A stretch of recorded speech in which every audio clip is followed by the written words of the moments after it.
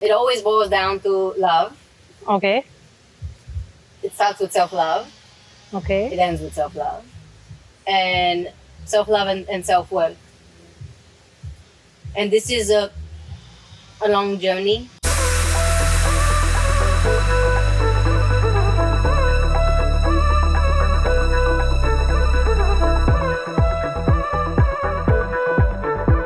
Welcome back to our second episode together. We finally picked a name for our podcast, and it's Hell Yeah? Heal. Yeah. Hell Yeah. It sounds cool. I gotta learn it though.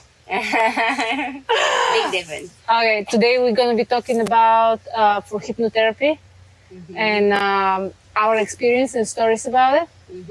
So, why did you get certified for a hypnotherapist? Like, what did they made you? That's a great story. Like, Actually. where did it came from? Like, just like I know you were already teaching yoga. I know you were certified for CAP, Kundalini activation. You had bunch of stuff already under your belt. Why hypnotherapy? So for a while, I have been fascinated with the work of Dolores Cannon, and Dolores Cannon is a past life regressionist, and she used regression hypnosis to help people explore past lives. Now, this is a whole different topic that we are not going to touch upon here, but I found her work fascinating. She has written multiple books. It is quite of a rabbit hole. If anybody wants to go and explore past life regression, it's something that I'm also certified in. I was listening to her books or reading her books, and one day as I was working my 9-to-5 corporate job, and this was during COVID actually, so I was working from home, and naturally quite in the mix of all the tapestry of emotion that people were going through during COVID. I was also listening to a podcast from Bashar, and Bashar is let's say is a teacher, and the focused on a specific message which they call the formula. And the formula is how to live your greatest life. And in this formula, the number one element in this formula was follow your highest excitement. So while I was listening and reading Dolores Cannon, I got this message, follow your highest excitement. I realized that there is nothing more fascinating to me than how the mind works and working with the subconscious mind. And by then, I had already been familiar with the work of Dr. Joe Dispenza and Dr. Bruce Lipton, which focus a lot on epigenetics and the subconscious mind and how we can reprogram ourselves, how our past and our beliefs are setting the stage for our present and for our future. And so following my highest excitement, I decided to quit my job and go to school and become a hypnotherapist, which was really just another stepping stone to helping me understand how to help myself and how to help others. And if you let's say you gotta explain to somebody what hypnotherapy is, to somebody imagine my mom, who have in Bulgaria, never even in her wildest dreams think of a hypnotherapy. How would you explain what hypnotherapy is? Simple though. There is quite a lot of stigma around the word hypnosis on some movies and just some pop cultures, and also because of stage hypnosis. And there is quite a lot of a misunderstanding of what it is, I think. Generally, people feel quite a little apprehensive that someone's going to go and poke somewhere within the depths of their minds. And so I guess it's better to understand what hypnosis is versus what hypnotherapy is.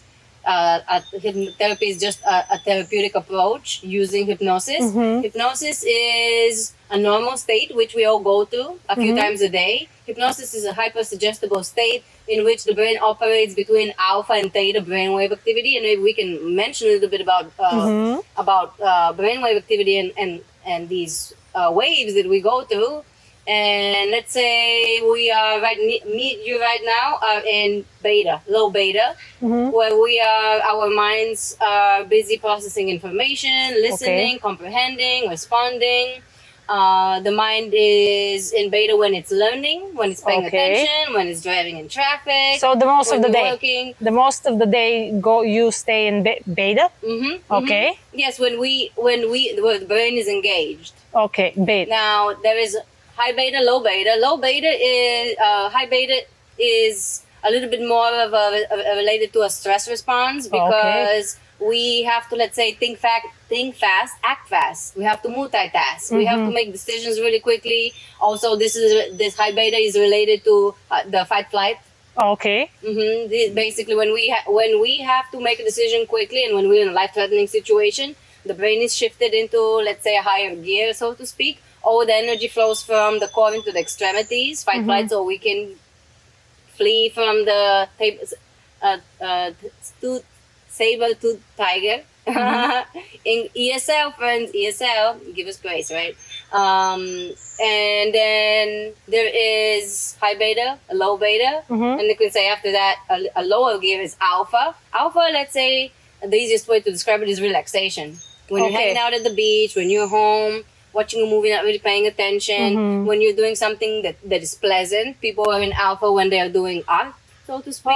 When they are about to go to bed, we're shifting into alpha. So every morning when we wake up, we are moving from alpha into beta. So how long, when you wake up till you switch to beta, how long usually? Well, it really depends on people's routine. It also depends on the nervous system. But generally, especially in hypnosis, I always tell my clients to use the 30 minutes if the morning if they're not forced to switch into high gear right away. If we're having a normal morning routine, about 30 minutes as we wake up, and then 30 minutes before we go to bed, if we're going to our everyday evening routine, the brain is in alpha. Alpha is a suggestible state because we're very open and we're very relaxed, and it is very important to touch upon suggestibility when we're talking about hypnosis, and we can explain that second, because that is an integral part of why hypnosis works and what hypnosis means and what is suggestibility, because we are all in one way or another suggestible information coming to us. So the alpha is in the morning, and you have told me the alpha goes in before you go to bed, right? Well, we can be in alpha during different intervals during the day. Okay. Let's say if you're having a day off, you could be in alpha all day long, right? Yeah, if you're just relaxing, if you're on vacation, or maybe you are every time that we are not really busy processing new information. If we're doing repetitive tasks, routine type of stuff, we are in this relaxed state. After alpha is theta, a little bit lower. So alpha and theta go together often.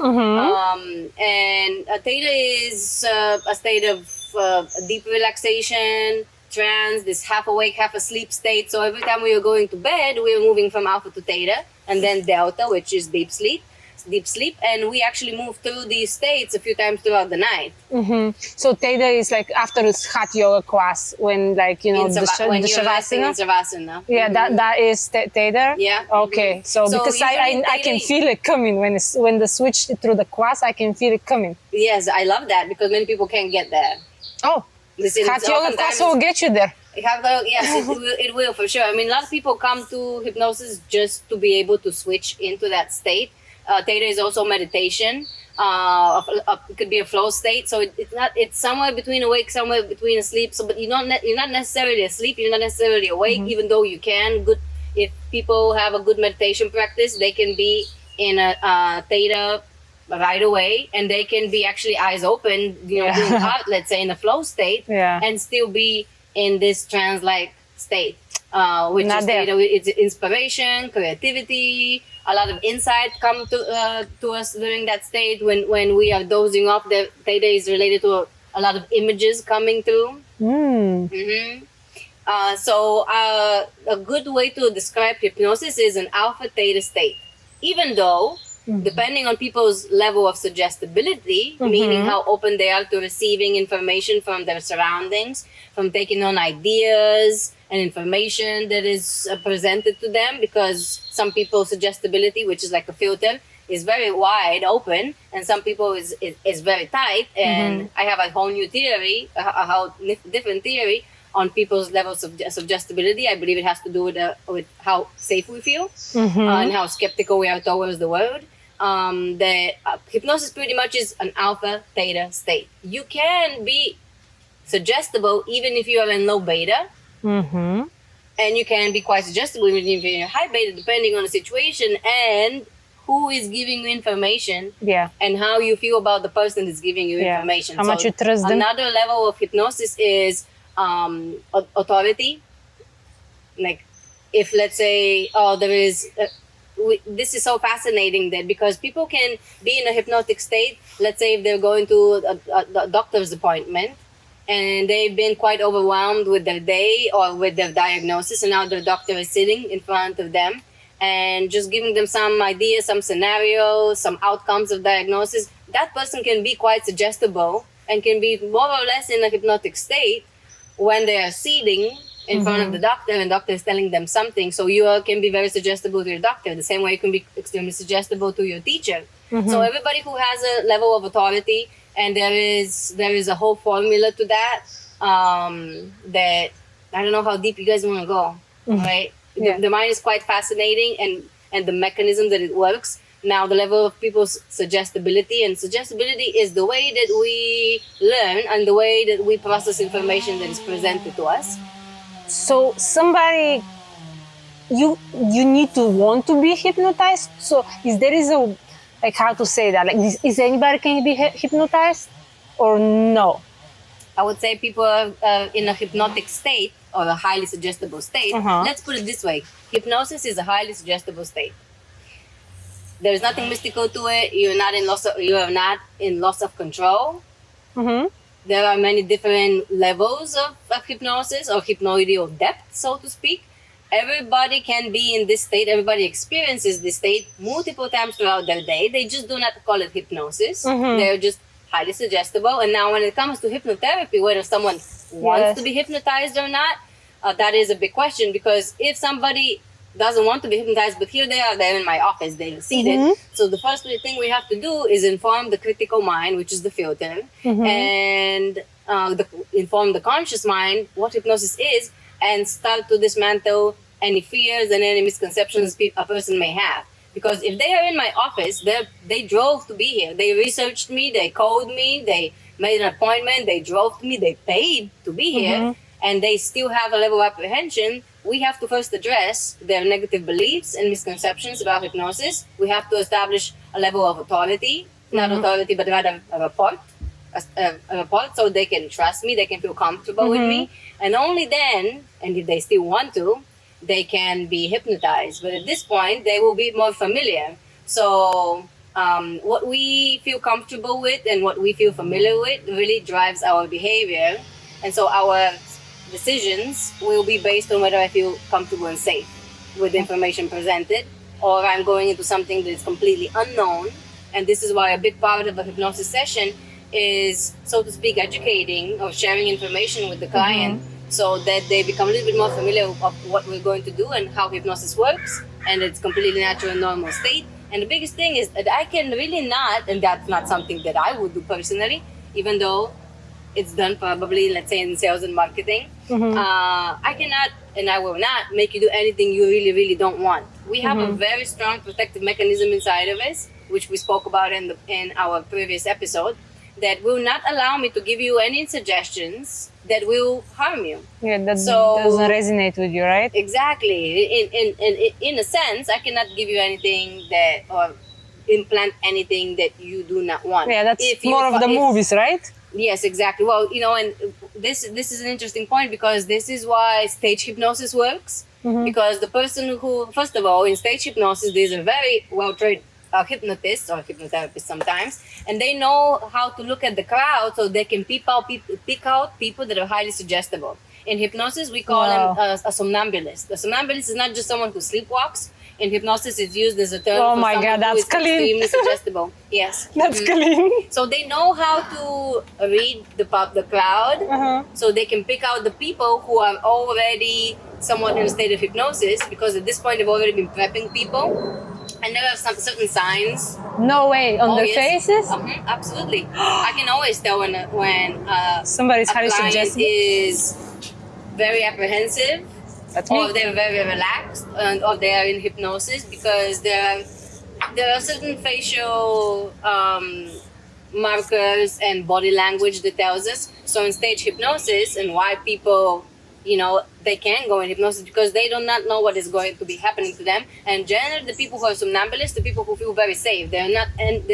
Generally, somnambulist is not someone who's experienced great trauma in their past. Okay. Because a person with great trauma in the past has a very high protective mechanism and a wall around them. They're very skeptical. Naturally, subconsciously, they are very guarded. So somnambulist is someone who, is very trusting.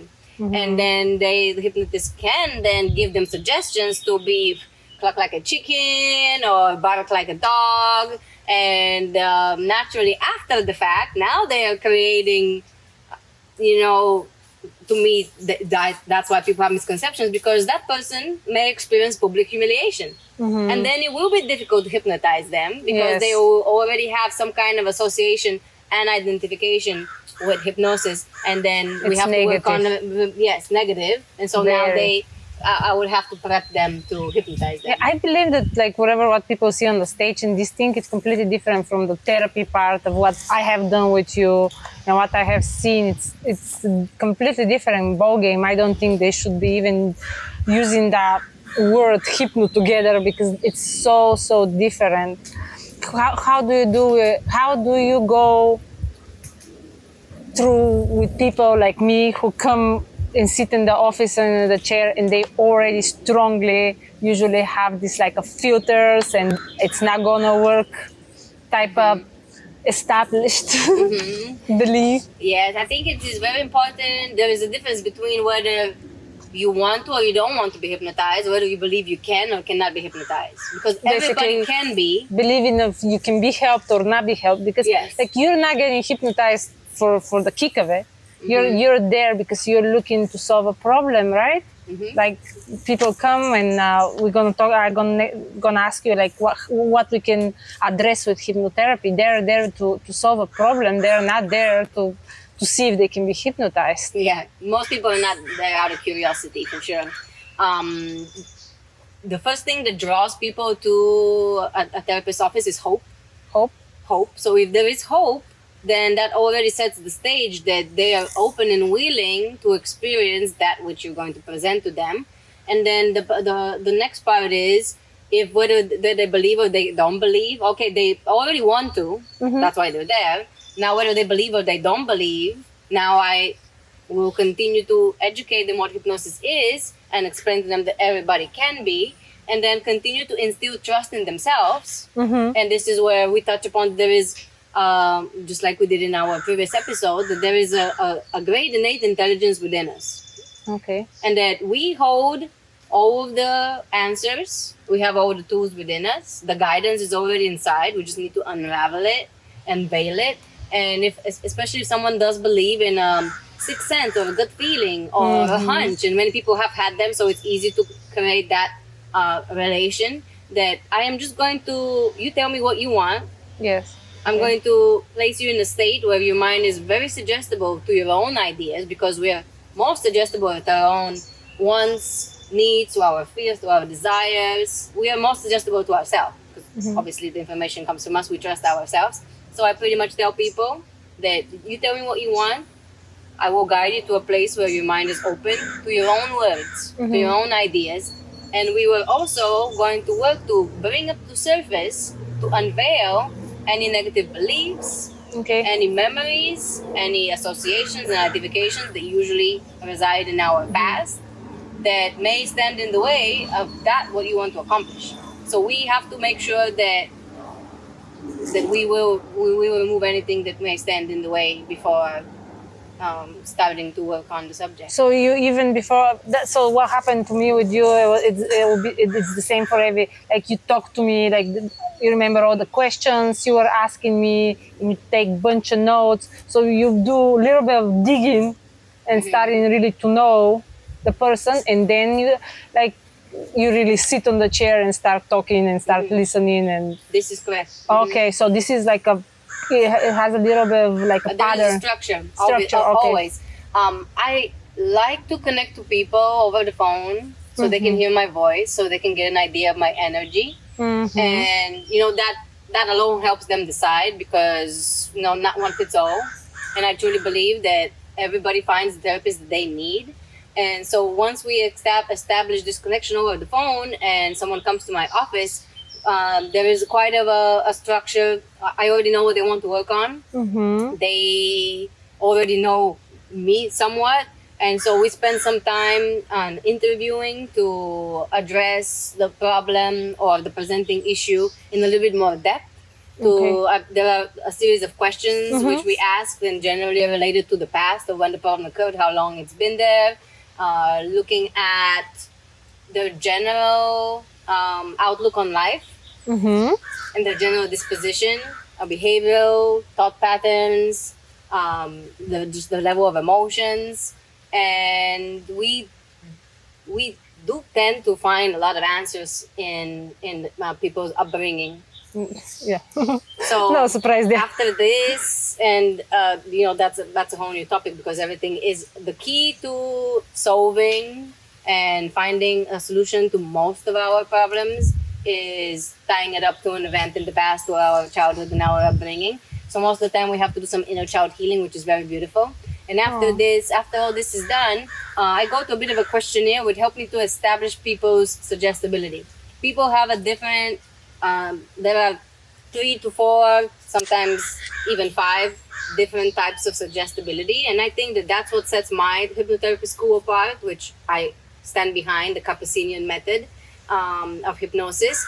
Because many people would say, I went to a hypnotherapist and it didn't work. And I would say it probably didn't work because the hypnotist or the hypnotherapist wasn't quite sure of what language to use and what kind of approach to use to your specific mind to tailor the language in a way that is going to be taken by you, because not all hypnosis language fits all. So we separate hypnosis or suggestibility into a few types, and there's a lot of terminology here, but let's say it this way. Some people learn better and take in information better, absorb information better if the information is given to them directly. Okay. Black and white. This is how it is. It's straight to the point, no beating around the bush. This is how you do it. Do this. 2 + 2 = 4. Some people do not like that. And those are, the first one is, we'd say it's more direct. And the second one is more inferential. The people who like the information given them directly, they don't need 100 examples. They don't want you to beat around the bush. They want you to tell them how it is. This is how it is. Okay, I got it. I understood. And the second type people who prefer to receive or are better at receiving information more inferentially, they learn better with visuals, with stories, with metaphors. They like to, and this is all subconscious, they prefer it, or it's easier for them when they're given options. And so they're given many different examples of the same subject or the same topic, and they themselves can extract the information and, build their own idea of how this thing is. And the same way, people like to be given directions, either directly, you go do this and this and this and that. Other people do not like that. They find it a little bit controlling, so to speak. Yeah. And they respond better when they are given different options, or they're given a little bit of freedom to accomplish a task, let's say, or to learn something in a way that works better for them. This is a little bit more, it's much more involved than I'm explaining it. And then there is another type, and generally people are a combination of two. So if I am being extremely direct and have a more paternal tone, that will not work for someone who is very inferential and would prefer, and they don't even know it oftentimes, that they prefer a maternal tone. They like stories. They learn better through metaphors than me telling them, you are going to stop smoking tomorrow. So I will know what kind of language to use based on this suggestibility test. And the trickiest client, I would say, is one which we call, and this is just the term, intellectual. And the intellectual person is someone who most likely, not always is the case, has experienced a degree of trauma in the past, and they are extremely guarded. This is based on their family systems, the relationship with their primary caregivers, or whether they grew up in an unsafe environment. And for these individuals, even though here they are, they were very skeptical and highly doubtful that hypnosis will work for them in the first place. But yet here they are, they decided to give it a try. A part of them, a big part of them, still believes that this is not going to help them, that they cannot be hypnotized. And a part of them, it would always be kind of rebuttaling me and fighting me and questioning me, even while in hypnosis, even though they want to be hypnotized. So for these individuals, we kind of have to trick the subconscious mind into feeling that they are in control. Because the greatest fear is loss of control. And this individual, even though they want help, we have to kind of help them to help themselves. Yes. Help them to help themselves. Yes. So for these people, we just tell them all the time, again and again and again, you are in charge. You are allowing this to happen. I'm not doing anything. I'm not doing anything to you or for you. You are pretty much setting the stage to do your own healing. And so it is quite interesting to work with these individuals and to help trick them, because their mind is very powerful, actually. They just need to learn how to use the back door. Then we kind of help them to understand their personality, why they are the way they are, which again brings us to the subject of the filter or our suggestibility level. And let's say people like us, Bulgarian people, I would say, our culture altogether, just because we grew up in a very unstable environment. I mean, as we were growing up, they called us the children of change. And for the audience, a little bit of a reference point, we were born right before the Berlin Wall fell, right? Right before the Iron Curtain fell. There was the college students just like recently went and took the government down. Communism was over, and every level of society was in collapse. So there was just so much change and so much uncertainty that we just grew up in a little bit of turmoil, and naturally we're very controlling. Most people, not everybody, but a lot of our generations and younger are quite controlling. Oh, absolutely. And we are only controlling because control is fear. That's what it is. If I feel like I have enough control over every given situations, if I have thought every possible scenario, only then would I feel safe and make sure that everything is okay. So our filter is very, very tight. Oh, yeah. I'm sure you felt it. Right? And so this is why every time somebody is giving us information, we're like, I don't know. We're just naturally skeptical and doubtful. And then here are people, let's say, and this is a great example here in the United States, maybe earlier generations that grew up just in a very comfortable, safe and sheltered life. Yep. Naturally, they are very trusting and they're very open and they are very, very suggestible. And so they are perfect hypnotherapy subjects. But something that's more important, people like that generally are very open to information, to ideas that is coming from the media, movies, pop culture, the news. They are very easily affected. They're very easily swayed. So this takes us to this whole new theory I have, which children are extremely suggestible. And teenagers are extremely suggestible because they just haven't built their filters yet. And I think that you have a question in that regard. We're talking about these filters and what forms our suggestibility. And it is, human psychology is just extremely fascinating. So is it good or is it bad to have a stronger filter, in your opinion? It's like for getting results. Like people who have like bigger suggestibility, did they get results faster through their therapy? Or people who maybe they have a it's very hard to get through them. It's not gonna work, mind is very strong, but once when you go through them, did they get results faster? Who is better in making changes and actually stay with them and not fall back to the old rewiring of the brain? I would say it's highly individual. Both can, both types can have quick results. It is really based on, and I like to say, how long have you been sitting in your shithole? How long have you been in that place where you're struggling, and there comes a point where you're really done. When you're so done and you're so fed up with your own SHIT, there is a strong will for change, especially if we instill in the individual, it doesn't matter which type it is, that they can change and they start believing it. This hope starts building within them. And we do that by going into their past and bringing their own examples from their own past of how they were able to change or accomplish something.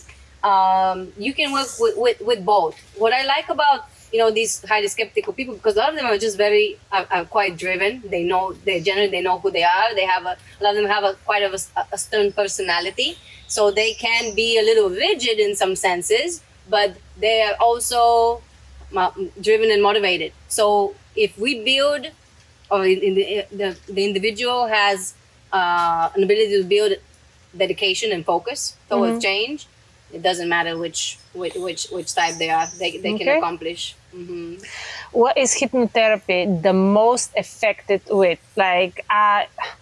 Do you think it's the most effective if people are trying to address like a bad habit, like smoking, get rid of something like that, or do you find it most effective with people with PTSD, or where do you think it's the most effective?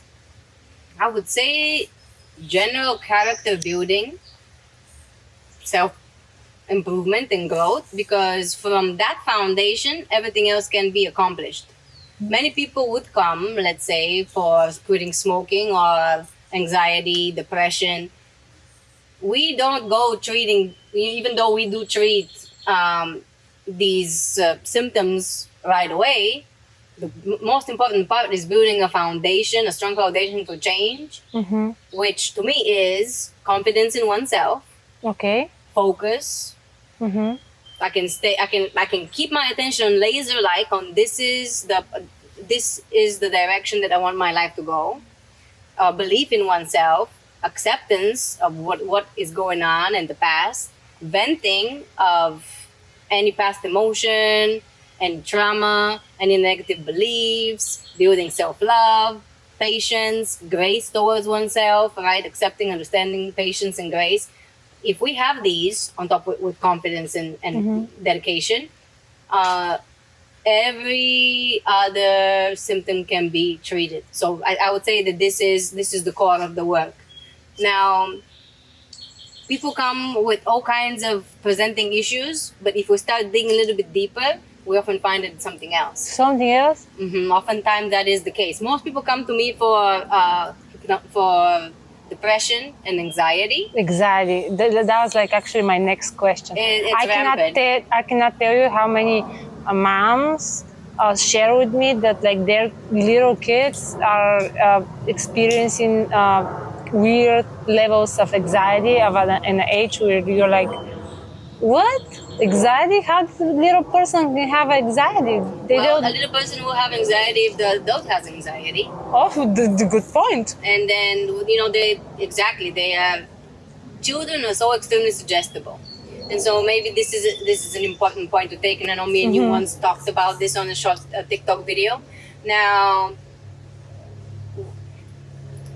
I'm gonna take a broad approach to this. And this is that from ages obviously 0 to about 8, 9 or 10, 11, a child we can say is in the complete stage of hypnosis. What that means is that they are extremely open and suggestible, because during that time, a child does not have the resources naturally to have their own opinions and ideas and beliefs about the world. We learn based on our associations, identifications, and then based on these associations and identifications, we then form a reaction. So this is the way association, identification, and then for reaction is how the child learns. If the child is born, they start first to study the primary caregiver, the one that is there providing for them, nurturing them. There are mirror neurons in the brain which help the child to begin to understand the mother's, if she's the primary caregiver, right? It's not always the case. How she feels, what her emotions are, because the child is reliant on the primary caregiver. So because and this is so deeply instinctual already that the child starts kind of studying her, anticipating her reactions and responses based on its own actions and behavior. And this is quite deep actually, and it's a very important topic for young mothers, I would say. And then after some time, the child starts paying attention to the secondary caregiver because the primary caregiver, which is supposed to give all your attention to me, you're supposed to provide for me, you're supposed to keep me safe, to give me love, to give me attention and affection. Now you're sharing that with someone else. Okay. Sometimes that's the father, not always. So then we start studying this person and their interactions. And then as we age, we start studying our siblings and their interactions. And a lot of this, again, is highly subconscious. But based on our family system, based on memories, beliefs, and just established behavior around the family, we start building our own associations and identifications. And then with time, and then we base our reactions on that. With time, these associations and identifications that come from the family system, and then kindergarten, school interactions, kindergarten, school, they begin to form our life script. During this time, I am so open. I am like a little sponge. I am so open to what you're saying, to what I am seeing, to the emotions that are being passed around in the family, to my parents' beliefs, to their outlooks on life. So we are a tapestry that is weaved by them, consciously or unconsciously. And otherwise, for me, parenting is the most important job in the world. And there's no manual. Like, no one went to a certification class on how to be a parent, and how the words that you use, the way that you are directing your husband or your other children is going to imprint on your child. Your beliefs about the world are going to be then adopted by them. So naturally, a child is so open and so extremely suggestible to their environment, to their parents. So naturally, it's just quite tricky that if the parent is constantly anxious or angered, the child will be as well. Oh, so children are hard to anxious hear. because parents are anxious. Yeah, that's hard to hear, but it's a very good advice. Like, if you want to help your kid, what did they say at the plane? First, help yourself. Yes. And well, then, it's not always that. Sometimes it's the food that they're eating. yes. Right? Oh my gosh. This is going to be another episode. Yes. The food, oh my gosh. So, the parent can be quite calm, but there can be, a diet, just because, we are all defensive shoppers at this point. Like, you go to the store and you're already defensive by picking up a product from the shelf, because you have to read the label and see what's in it, if you're educated enough to know what in the food can actually affect insulin levels, what can affect hormone production, which there's so much of that. So oftentimes the parents are quite calm, but the food that they're feeding the child has its effect on it. And then the environment is very important, because us as adults, naturally children, will constantly overstimulated. Yes. We're overstimulated. There's just so much going on. Someone's holding the phone, the TV is on, and there is. Children we didn't grow up in that environment, and way back then, children weren't raised in that environment. Everything was just slower, steadier, quieter. Yeah, I remember the time when I go to my grandma's house in the village, and there was no TV, and there is a how you say the radio точка, how you say that in English? Oh, right. It's like a real radio. A tiny little radio transmitter. Yes. Maybe with 5 stations. No, I had one. Oh, you only had one. I had one. That we were in the village, we were getting just one, and that was it. It was usually like adult stuff, which, like, as a little kid, you're not really interested from. So I grew up with not having anything. Like the TV thing was like later. We were a lot older, and cartoons and watching something was like once a day for what I think was 15 minutes. And all those kids from the street come in, watch 15 minutes, and then go out, and that's it. That's all the screen time we get. And the TV screen was that big. Yeah. I wanted to ask you the other thing. So anxiety, one thing. But me and you, we work on PTSD with hypnotherapy, and I think it was very, very, very, very helpful. Do you think a lot of people with PTSD should turn to hypnotherapy? And do you think one of the most effective ways to address PTSD is hypnotherapy? It is definitely one of them. Okay. I would say that if someone was to seek hypnotherapy for PTSD, they should definitely pick a therapist who has the specializations and specializations in it, because it can be a very sensitive topic, depending on the level of PTSD. So they have to pick your therapist well. And I am just such a big proponent of trying to work with the subconscious mind before turning to pharmaceuticals, even though I know that some people just don't have that luxury, or they just don't have the setup or the belief. I mean, that's why we're recording this episode, right? We want to demystify what hypnosis is, and just help people understand that it is an extremely safe way to work with trauma. Oh, absolutely. So much safer than any of the medications I got prescribed, not for PTSD, but for anxiety.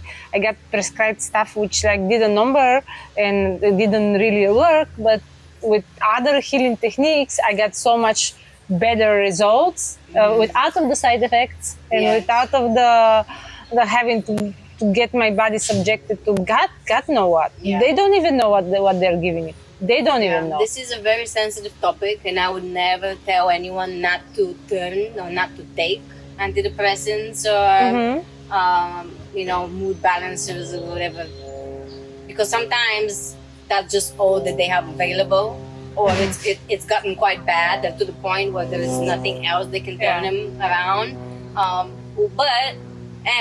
But while they're doing this, is a great way and a great time to start working with the subconscious mind and build a good relationship with a hypnotherapist that can help empower, that can help you again set up the stage, create a foundation and a core within you that will help you to build the belief and the confidence within you that you can slowly, really, really slowly and quite gently start unraveling these knots and ties of the ropes that have kept you down for years. Yeah. Slowly and gently. It is definitely a great approach. It is not the only approach. I think it can be a very gentle and safe approach when done right. So when we were talking about that, how does people pick their hypnotherapist? What's some of the red flags and some of the green flags which people should be looking when because they can be looking for hypnotherapists all over the world. What's some of the things you can think of to people know, okay, this person, maybe it's not believing in what they're selling. And there is some people who actually are doing it because they believe it's a calling. Yes. Well, I think it's important first to understand what the difference is between a hypnotist and hypnotherapist. Not to say that someone who is a hypnotist doesn't have their own, self-study and learning and understanding of the craft, so to speak. And maybe they have other certifications that make them professional enough and knowledgeable enough to work with it. But a hypnotist pretty much has way less hours. It's a lower professional level than a hypnotherapist that has spent much longer time. And I'm a clinical hypnotherapist, so I can work on some medical ailments as well, to an extent. So first of all, know who you're working with. Where did this person get their certification? How many hours have they spent? How many years they have been in business? Check out some reviews. There are some great websites and platforms like heal.me, and there are a few others that will pretty much give you a background or what is the word when you have ratings? Yeah, ratings and successes. Of therapists in your area. And I would say the biggest thing for me, just how I've chosen mine and how I know you have chosen yours, call them, meet them, see how you feel about them. When there is just this natural, there is just a resonance with some people and with others there isn't. ask them questions. If you know what you want to work on, even if you kind of vague what you work on, ask them what the experience they have, what their approach is, and just do some research. And just try them out. What I find out with my other different like therapies which I have tried is I give everybody 5, like I go to 5 appointments. Yeah. I go to 5 appointments. I do whatever their thing is for 5 appointments, and I see that there is a connection. Mm-hmm. It's very easy, you know. Like by the 5th appointment, you're gonna know if that person is gonna be somebody who, okay, we're gonna stay, we're gonna build, Yeah. or it's time to try next one. Absolutely. Yeah. You check their credentials. Yeah, check the credentials. Okay. A therapist as well, even better because they draw on many, obviously, on much more knowledge and professional levels and skill. Yeah, I would say that's it. Can you think of any stories of like almost like a miracle type of thing, like somebody comes with a problem and hypnotherapy makes a huge change in their life? Can you think of any of example? Well, I've definitely had people who would immediately start making moves towards change of career and lifestyle. That's awesome. And that is based on visions that they had, like something that I didn't even guide them to, that they had experience, a deep, profound experience on their own during hypnosis. That, one of them happened during a future progression. Your past life regression is where we go in the past. Okay. And usually past life, we don't usually go very much into our past, and that's a different topic of why we don't do that. We did a future progression where you pretty much are guiding the client in a hypnotic state to put themselves, 5, 10, 15 years in the future, and with the suggestions of the desired behavior already in place. And that is when this particular client had a very strong vision of what they're doing and how they're doing it.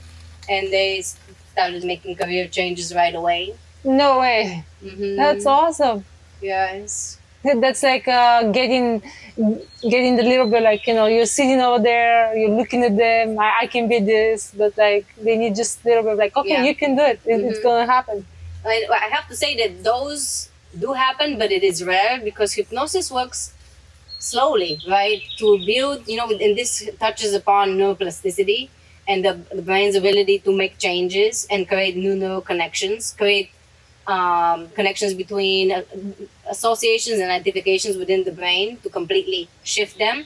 So I would say that hypnosis doesn't work right away. For some people, it's like, yes, I have this vision, I know what I'm going to do, I'm going to make a change right away. But the brain has this ability, it's kind of like a rubber band to retract to its original capacity. And so change takes time because we have to begin to feel safe with that change. So generally within a week or 2 weeks or so, whatever suggestions we have been working on, whatever new behavior we've been instilling, slowly starts to be incorporated. So generally the change is slow, gentle, and over time. What's the difference between hypnotherapy with a hypnotherapist and hypnotherapy recordings, which I know, like, this is a whole another thing. Like, people got really into that, right? Yeah. Like, what's the difference? Like, what do you recommend it if people want to like put their little toe in the, or you think if you're interested from real change, you should like look for a specialist and. Yeah, it's just permission. Yeah, it's fine. It's yours. Yeah. So if you already have a direction, especially if you are already working with a therapist on a topic, and depending on what you would like to change. If I just want to focus on more peace and more calm, listening to a recording can absolutely help the subconscious mind into its parasympathetic mode, into rest, digest, and nourish and relax. If I want to work on something bigger, especially has to do with shifting of belief and behavioral patterns and clearing trauma, it's great to start with a therapist, and then maybe as you're doing this work, then find some recordings that you can genuinely relate to. Okay. But if you're working with a therapist and I do, and I know most people do, we create our own recordings for our clients. Mm-hmm. And Oh, then really? Yeah. That's awesome. And then it is very tailored towards your needs and wants, and towards your personality and your own personal suggestions. So yes, they can work, but if you want to make a big change, this may or may not work because there is more individual work that needs to be done. We got to go a little bit deeper. We got to dig and see what's underneath. You need the human touch. Yes. Yeah. That's awesome. Yeah. It's actually it's a good thing, not a bad thing. Needing more human connection, human touch, it's a good thing. Another question I actually have asked before, but I'm gonna ask you again. Can you address physical pain with hypnotherapy? Like, I don't know, like a headaches, migraines, back pain. We gonna talk about that, how like the body can hold the trauma and all these things. Can you address that with hypnotherapy? Mm-hmm, you can. However, when we are dealing with hypnosis for pain, we are always working with a medical professional. There always has to be a diagnosis. Okay. Ahead of time. We have to know what it is, and I have worked with people with surgical recovery, and also like mystical, let's say mystical and just unidentifiable sorts of pains.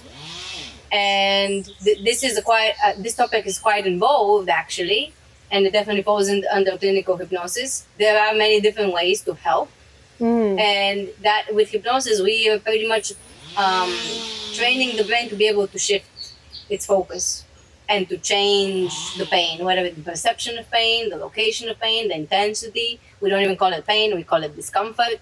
So there are multiple approaches, and I'm sure that you have heard that hypnosis is used by highly trained individuals for labor, for childbirth, for tooth extraction, and for surgeries. So it is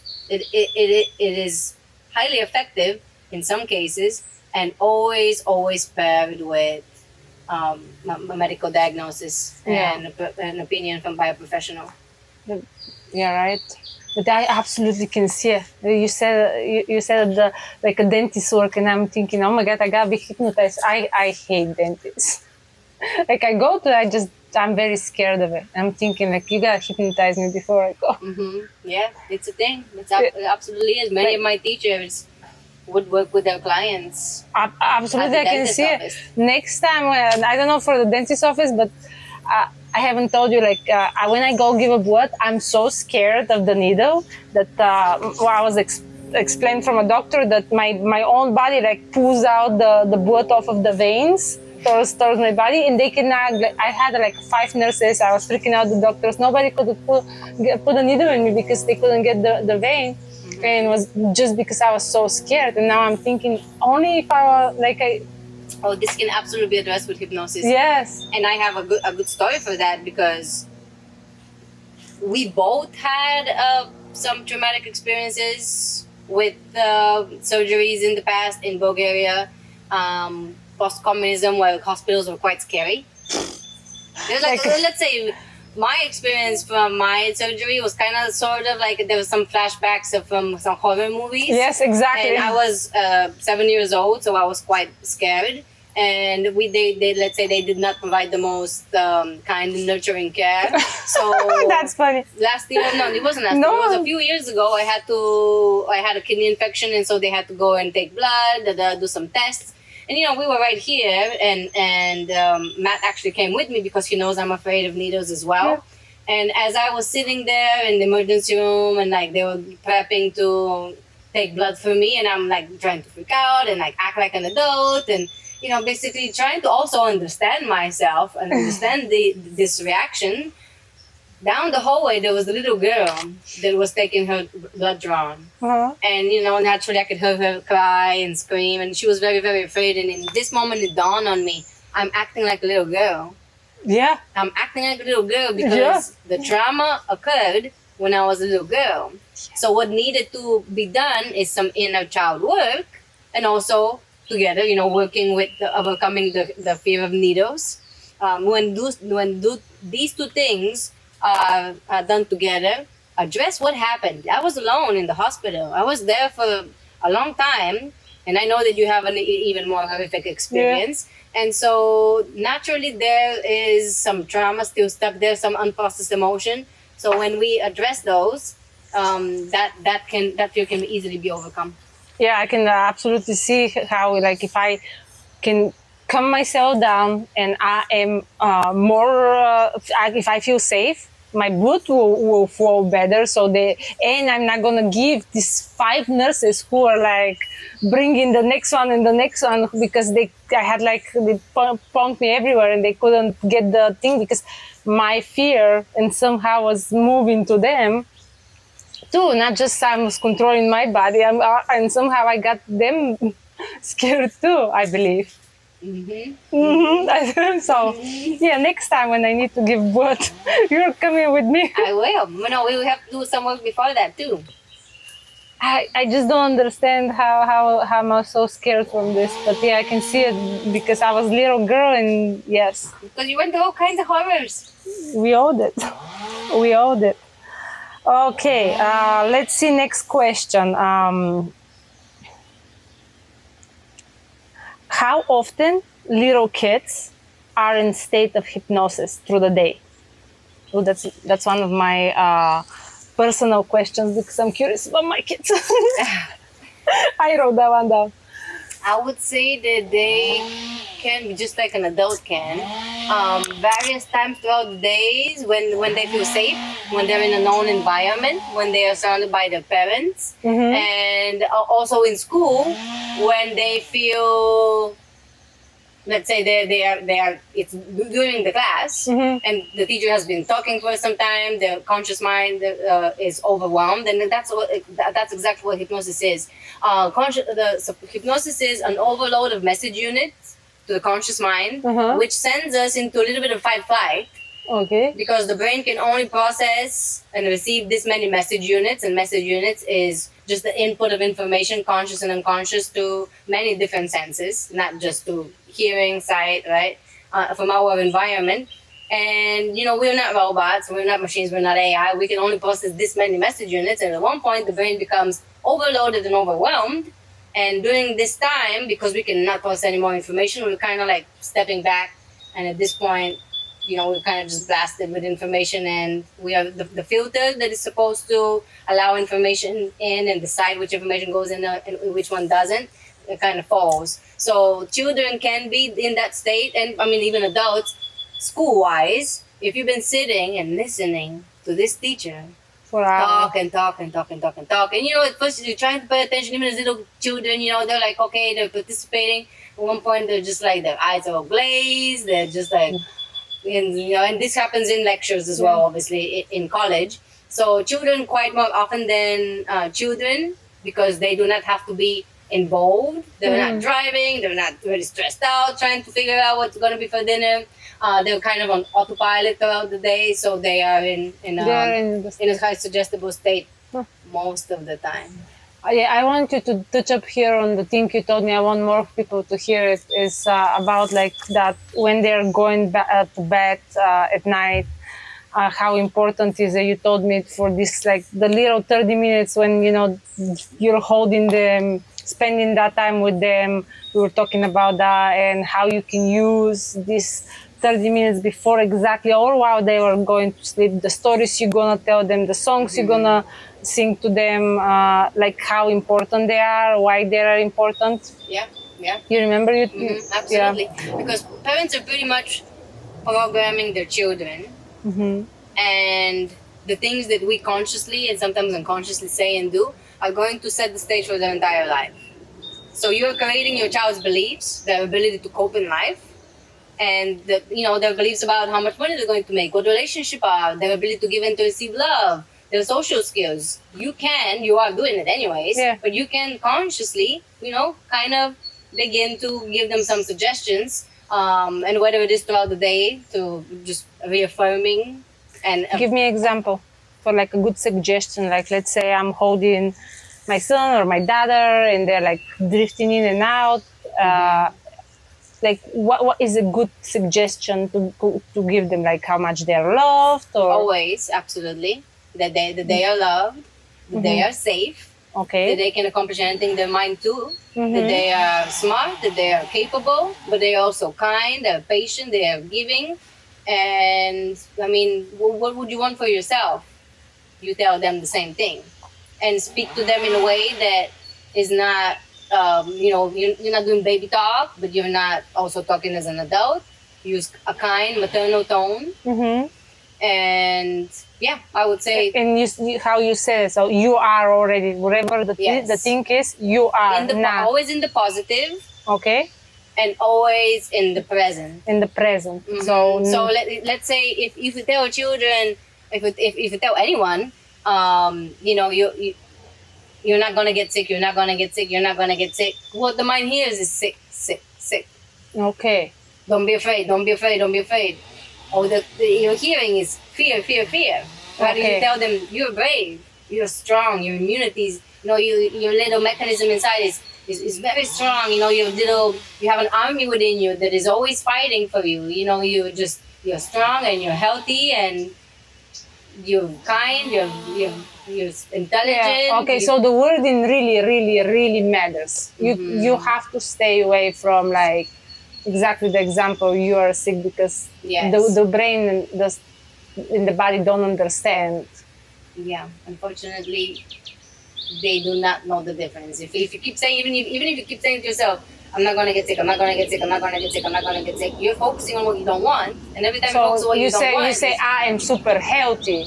Nah, I'm not gonna get sick. I am super healthy. yeah, absolutely. And if for children, it's best to use even their language. So if they have a way of addressing or talking about their abilities, their skill, their personality, use their words, because again, people are more suggestible to ourselves. So 30 minutes before sleep or when they wake up, just tell them that what kind of day they're going to have. They're going to be able to deal with any situations in school in a certain way. That that they're kind, that they're loved, that they're capable. So, and you believe that even kids who are past 7 years old, they're still in the because Yeah. how everybody says like, oh, the first 7, how important they are. That usually that is the hypno state of when you I build believe it. it is past 7 Even as past well. 7, that works. You think? Yeah. Especially if someone's trying to make a drastic change, and let's say it's before 7 years old, you never addressed this, or even worse, you were feeding your children unknowingly, not you, but someone, Yeah. quite the opposite. It's okay to start beginning to shift by explaining to them, because after 7 years old, they're starting to build their own associations, identifications. They're starting to build their own critical mind based on, they already have an understanding what is okay and what is not okay, what's good, what's bad. So you can start educating them just like you would an adult, and addressing things that happened in the past, and slowly beginning to introduce new ideas to them, and now with intention, kind of sort of using hypnosis on them. Do you recommend people who have little issues with their kids, which they can see, they're arising? Would you recommend if they can find a very, very, very good hypnotherapist to let their kids basically take the shortcut, because it's so much easier if they get help when they're kids? Let's say if you see your kid. Oh my gosh, I wish that was the case. Yes, absolutely. Yes. So, especially if you see developing issue, always go to a therapist, right? Do not try to solve this on your own. You can give your children basic suggestions that are just always loving, but nothing that is very involved or goes deep. I would go myself to a child psychologist and begin to understand the issue so that I can help them, but I'm not, obviously not licensed. So a help by a professional does not equate in any way to a help by a friend or a family member.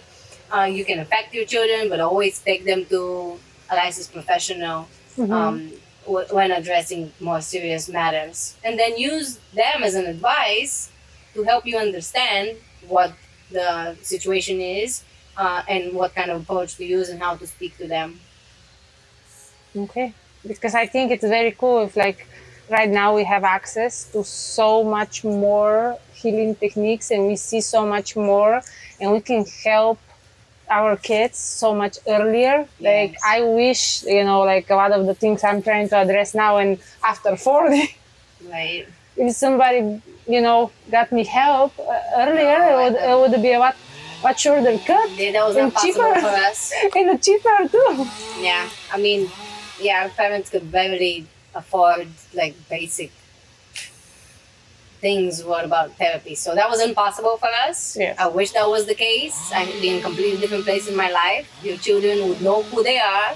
They would know what they want. They would know what they're good at, and they would be successful way earlier in their life. Because someone would build that foundation for them.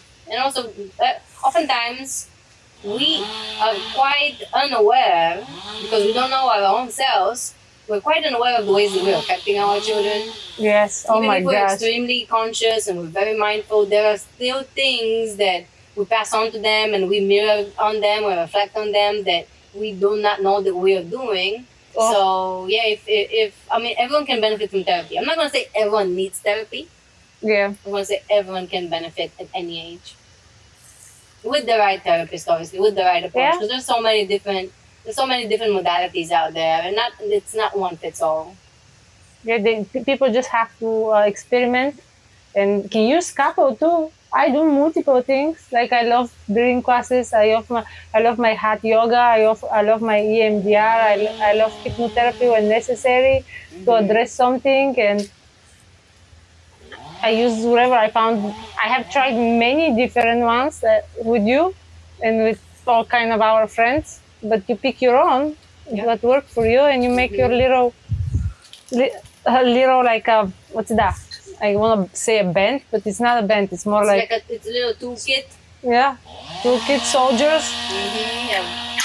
Can you give me a good example? Can you think of phrases, hypnotherapy phrases or words, which people can steal from us, from you, and they can use them to like repeat in their head, like a positive suggestion they can use? Oh, I have a few really good ones that I use all the time, and these come from various places actually, and one of them is, so it's kind of a third question to yourself. What if, let's say, I don't know what to do. I don't know how to approach this situation. I don't know how to start. What if I knew how to start? Or what if I had, let's say, I don't have time. I don't have the patience. What if I had more patience? So you just ask yourself? Yes. So what if I knew? What if I could guess? What if I could figure it out? What if I can find a way? So you kind of you repeat this question to yourself all the time, because when you do so, your subconscious mind will eventually start digging for information in your own library and in your environment on finding solutions for you. And this is because that we have this amazing part of the brain called the reticular activating system, RAS, reticular activating system, which is at the base of the brain back here. And this part of the brain helps us to focus. This part of the brain is addressed in some like law of attraction and manifestation studies and approaches, because thanks to this part of the brain that helps us to focus, we have the ability to begin to sort information, conscious and unconscious, to address what we want to focus on, where attention goes, energy flows, right? So this part of the brain, if you ask ourselves long enough, well, what if I can find a way? What if I found a way? What if I knew the answer? And I'm like, well, okay, let's start digging. Let's start scanning. And this, law of attraction is whether it is, okay, I'm scanning my environment, or the answer is coming to me, the way is coming to me, the way is going to be shown to me. One way or another, we find ourselves open to a little bit more information, more resources coming to us. Another one is, how does it get better than this? How does it get better than this? Or how does it get even better than this? How does it get even better than this? And you just repeat it, and you basically ask your own self. Yeah. you concentrate on something very positive in the future, Yes. and letting your brain creates Mm-hmm. the dream. Yes. Yeah. Exactly. Oh wow, cool. And so it brings, again, it just opens us to information resources, to venues that we haven't explored. Another one to help shift and reframe is to say to yourself, it's okay. Whatever I'm feeling, let's say, because many times we go to the self-defeating behavior, or we're spiraling into negative thoughts, and then we fall into self-judgment or rejection or blame, which creates a loop. To face whatever negativity we may be experiencing, to say to ourselves, it's okay. And it's okay to pair it with, addressing the body, the soma. It's okay. Embrace yourself. But, if I'm going to, I feel jealous, I feel insecure, whatever it may be, put your hands on your heart. Stay with yourself. I'm sad. It's okay. Oh wow. So name the whatever you're feeling and accept You it. can name it, or just stay with the feeling, or acknowledge the thought, Mm-hmm. or the state of mind you're in, and instead of, continue to spiral, interrupt the pattern and give yourself a sense of acceptance and grace, is to say it's okay. Okay. It's okay. And that allows us to process, and also allows us to fully feel what we are feeling, because when we are rejecting and denying a feeling, it only festers, right? But if you allow a feeling together with the sensation and the thought to just run its course, it will evaporate. It only takes seconds for a sensation and a feeling and emotion to come through, and then it's out. Unless I judge it, unless I water it, right? Unless I start creating stories around it. So it's okay. Especially the more and more you practice it, it's going to become kind of an anchor and like a habituated behavior, that every time I'm going through a hard time, and where I usually my habit is to judge myself, or to deny it, to reject it, it's not happening, right? To say it's okay, your mind naturally will shift into this relaxation mode. It will start affecting the body, because when we are in resistance and we're in denial, the body tenses. The pericardium sac is literally like a little bag around the heart that tightens. And when it tightens a lot, that's when people experience the sensations in the heart.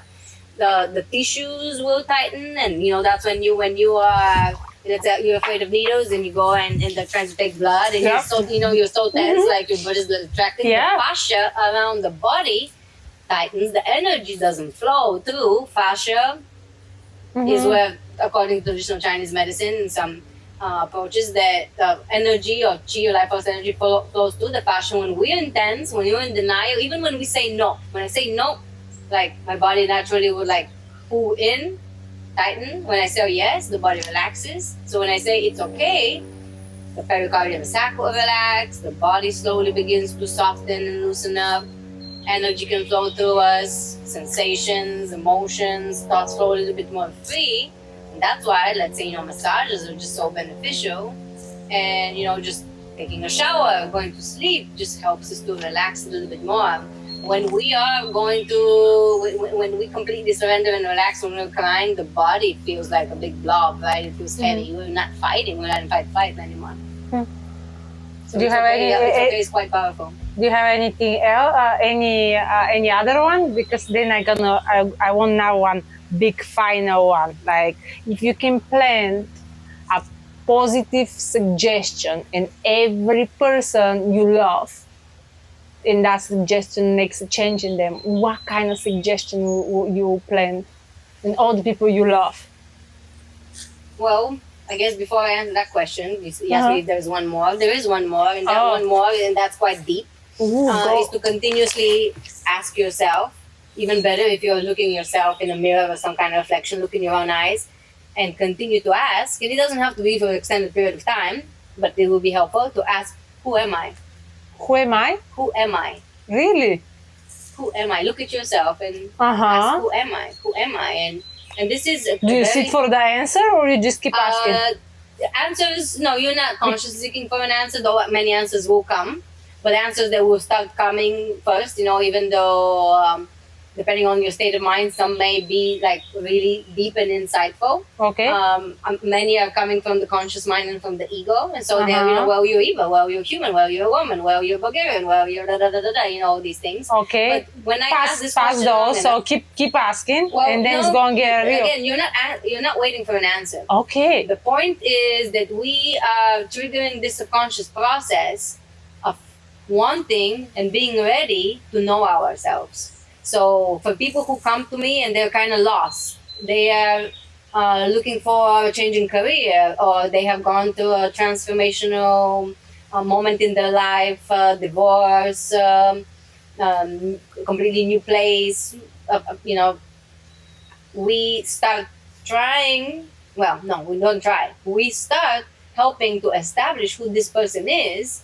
And this is a whole new topic because self-discovery is a big thing we do in hypnosis. Because if I truly know who I am and I'm in full acceptance of who I am, based on my beliefs, based on my association identification, based on the things that I love, on the things that excite me, the things that fill me with joy, based on my moral compass, based on my views about the world, if I truly deeply know who I am, and I know who I am, and I know the things I like, then I can be in complete acceptance of myself, and then from this point I have confidence of what I like to do next, because in my very core I know who I am.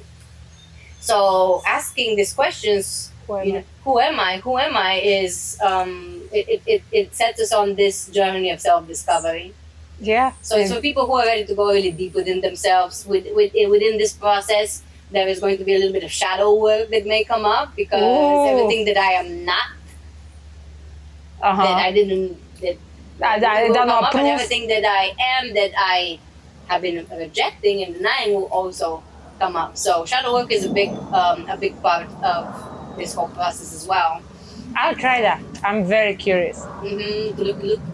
Yeah, look in the mirror. Even if you're looking in a through the window, and you can kind of see yourself, you just sit with yourself and I want to know myself. Yeah, I already have the practice of every morning and every night when I brush my teeth, I don't know, do you remember, I still have the paper. 3 years ago, you wrote, I can take a picture of the paper, you wrote the Ponopono words for me, and I established, it took me a while, but I established 3-year practice now, and every time when I brush my teeth, the note is on the mirror, and I say the 4 I love you, the affirmations, that's the word I was looking for, and I'm very curious if I change them, because I always do. I love you, please, I'm sorry, forgive me, thank you. The order doesn't matter. Oh no, I know, because I keep re-saying them while I'm brushing my teeth for 3 minutes, wherever. Yeah. And now I want to see what's going to happen if I try this. Just a different thing I'm going to be saying in the mirror. What you're doing is you're establishing a connection with yourself, a relationship with yourself. You're establishing a very personal, intimate communication with yourself. When you start giving yourself affirmation, when you start being the observer of your own environment. Yeah. And I think it's super uncomfortable in the beginning. Yes, this is true. I remember how ridiculous and uncomfortable it was feeling, and the ego was telling me, this is stupid, why are you doing it? And then my attention was trying to go everywhere else, to see how dirty is the counter, or making a list from what I need from Costco. Anything else. Anything to distract you. Anything. Seriously, anything and everything. The ego doesn't want you to change. Yeah. What was it? Familiar is cool. Familiar is safe. Yeah. And cool. So can you think of the one big suggestion for everybody who you love, I love, we love, one thing which you imagine magically we can implant in their heads? Well, it always boils down to love. Okay. It starts with self-love. Okay. It ends with self-love. And self-love and self-worth. And this is a long journey. For some, it has been a long journey for me. Most people don't even understand the concept of loving themselves, and they often equate it to egoic type of relationship with yourself, thinking you're all that much. But it's much deeper and it's much more beautiful than that. It goes beyond the ego. It goes to a recognition, to a basic recognition of self and spirit and soul. It's learning to be your own best friend. And Yes, I think that was given to me from the first hypnotherapist I've ever worked with. And she asked me to look at myself in the mirror and to say, I love you, even I accept you just the way you are. And for many years, I was OCDing on this because I was going through my own dark night of the soul and the depths of my own shadow and all of the ways that I rejected and disliked myself. So this was truly helpful. Some people it doesn't work. I love you and accept you just the way you are. For some people it can be something as simple as I am enough just the way I am. Mm-hmm. Okay. Yeah, that can help a lot of people where we are from. Mm-hmm. Or I would sometimes just say, well, I'm just being me. I'm just being me. And that's all I can do. I'm just being me. But it really has to do with being enough and feeling an acceptance and love for your own self. So there are many different affirmations. The list is really long. Okay. So it can be quite, people have to find the ones that work for themselves. But even if it's not affirmations, just start on this path of establishing your enoughness and your own worth and your own love and acceptance and respect for your own self. If everybody can do that, you would absolutely live in a different realm. You remember, I don't even, what was it? I think it was maybe breathing class, or we were doing a Kundalini activation. I'm not sure. We were in a class together. And in the class, you ask everybody to speak for themselves as they are speaking, to imagine that they are their best friend.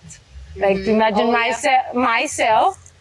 You ask me to imagine myself as my best friend and to explain to the group how much I love my best friend and what I think of them, what's the best thing I love about them, what I'm going to change with them together. And I'll never forget how the group was going in a circle and I can see my turn coming. And it was so scary. It was so uncomfortable because it blew my mind. Like seeing myself, because I love my best friends. You're one of them, and like I have such of a high opinion of them.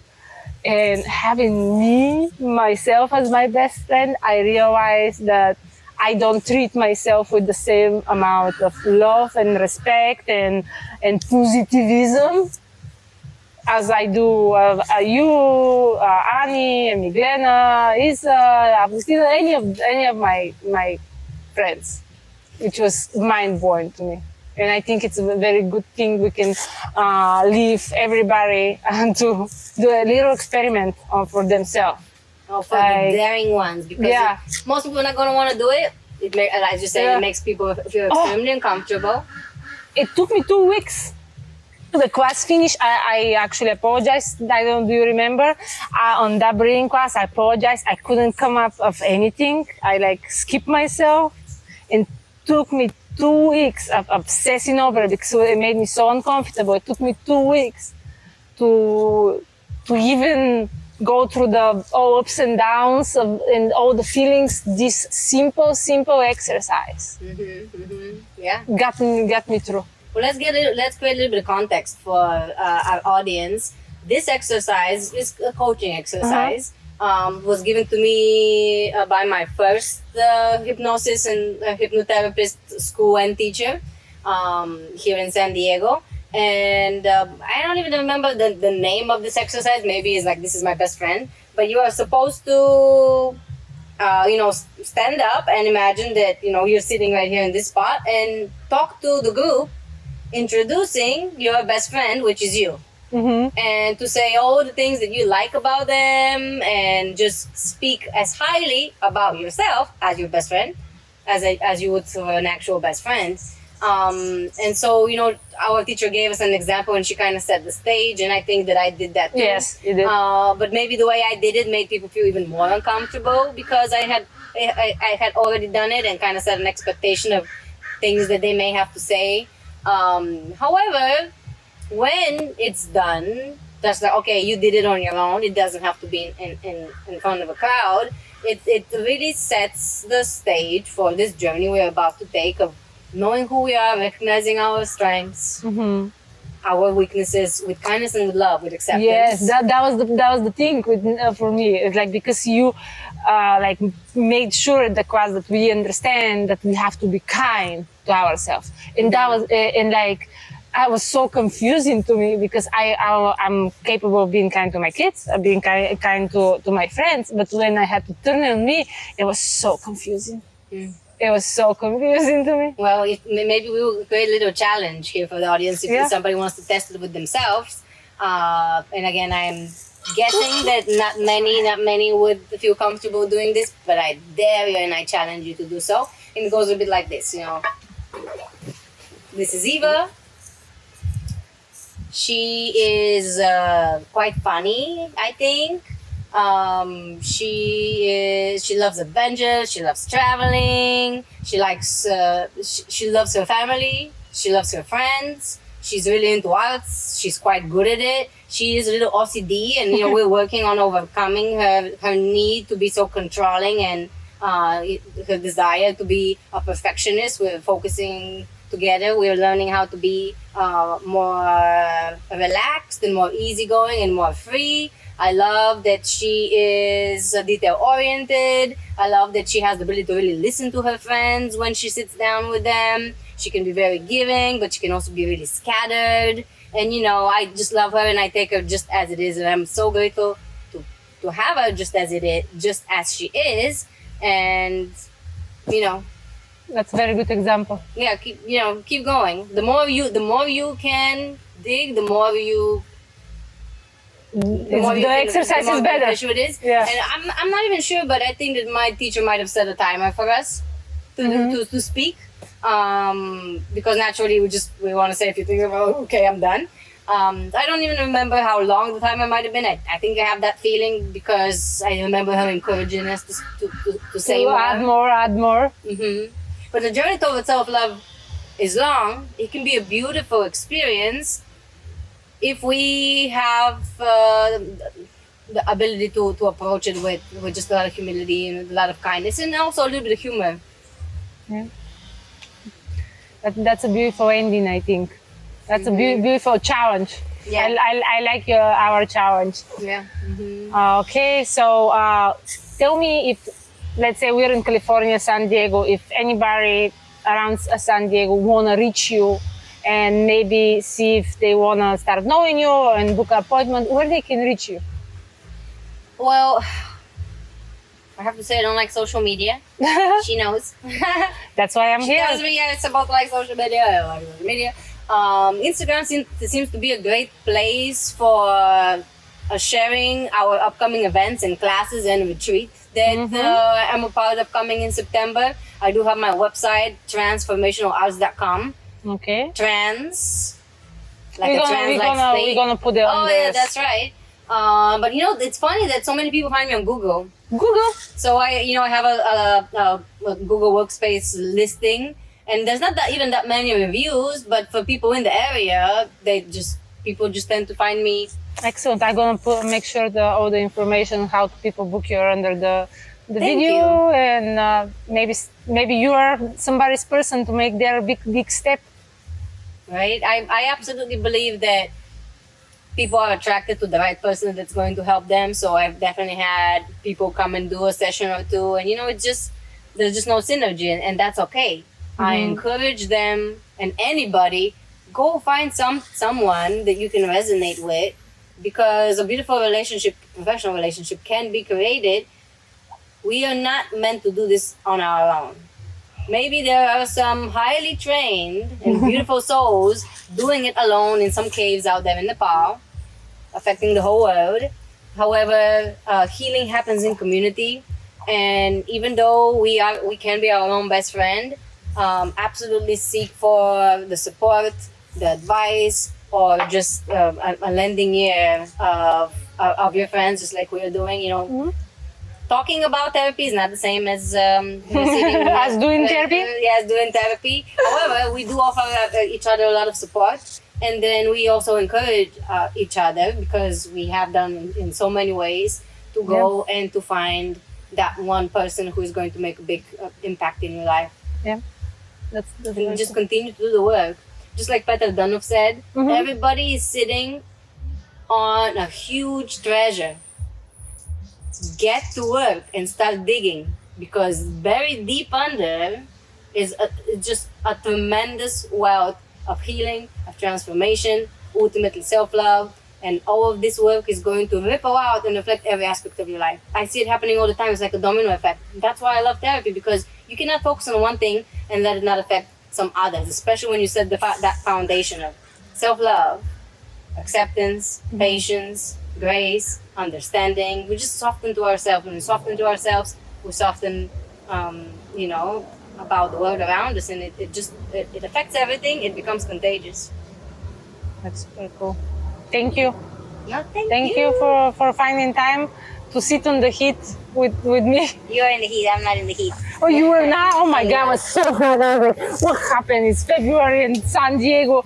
I don't understand why it's so hot. We're very lucky. Yeah, Here we are. Like next time we're doing summer dresses recording. Yeah, it's time. Summer dresses recording, maybe by a water or something. We can do ocean. Do you think the ocean gonna interrupt our recording too much? I don't know. I just hope that our editing crew can. Now we had our guy with the chainsaw. Next is gonna be the ocean. Now we have a party in the neighbor's yard. Yeah, we're gonna go say hi to them next time. Thank you so much, and see you guys next time.